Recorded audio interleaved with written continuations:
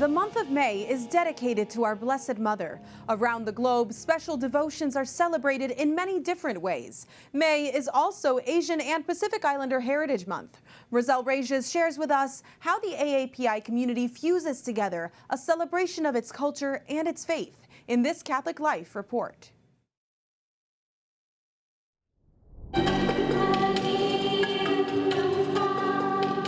It was a gathering of diverse cultures from Asia and the Pacific.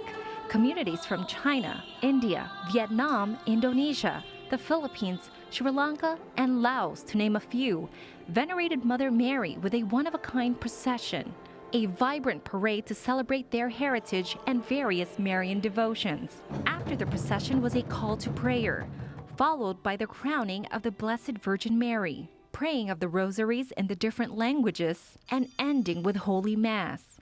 The month of May is the month of Mary, where we honor her and deepen our devotion to her.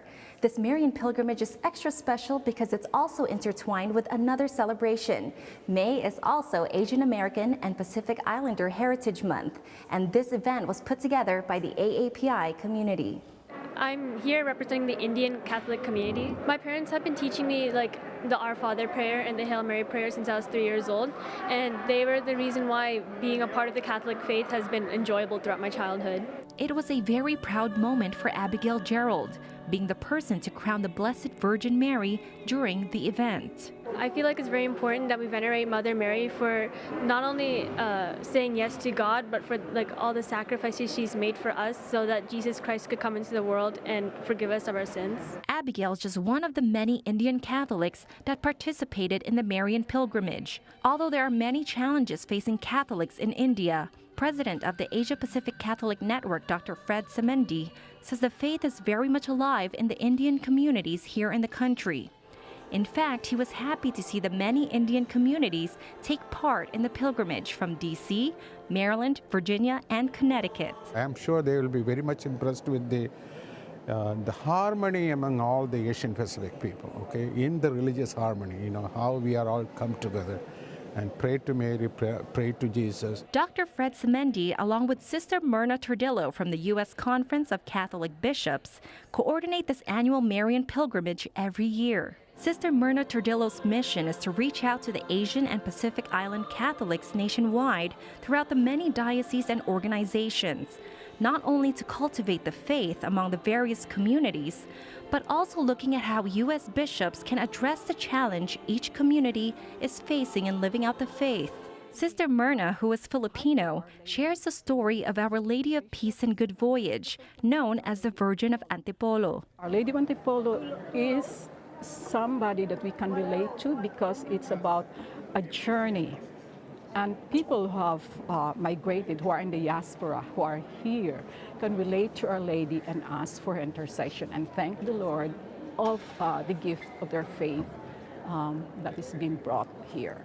In the Vietnamese Catholic community, they pay devotion to Our Lady of Lavang. Marie Rose Huang explains that a Marian apparition took place in a poor farming village in central Vietnam, at a time where Catholics were persecuted and killed.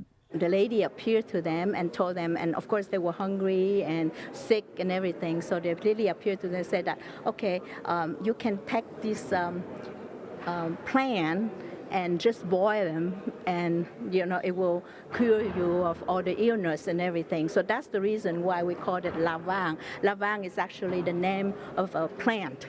That tea supposedly kept the Catholic faithfuls in Vietnam healthy despite famine and was able to escape persecution.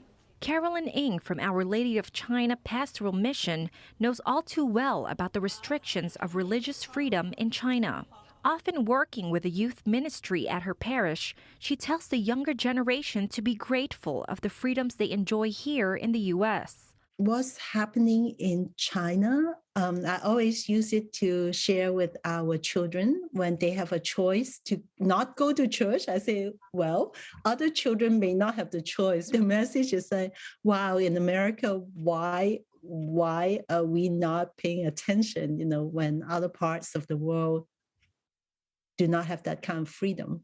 Freedom to worship, freedom to raise a family. Dian Arifin from the Indonesian Catholic community shares a similar story of being a part of a minority religion. Born and raised in Indonesia to Catholic parents, she recalls finding a place to praise and worship God in her motherland very difficult. Nevertheless, she says the faith perseveres. I believe that many of my fellow Indonesian Catholics, even though we are minorities, we have experienced God's graces, God's help, God's guidance and protection in our life. That's why, regardless of our small number, we believe in God and we celebrate our faith. Voices like Abigail, Marie Rose, Carolyn, and Dian all come from different cultures,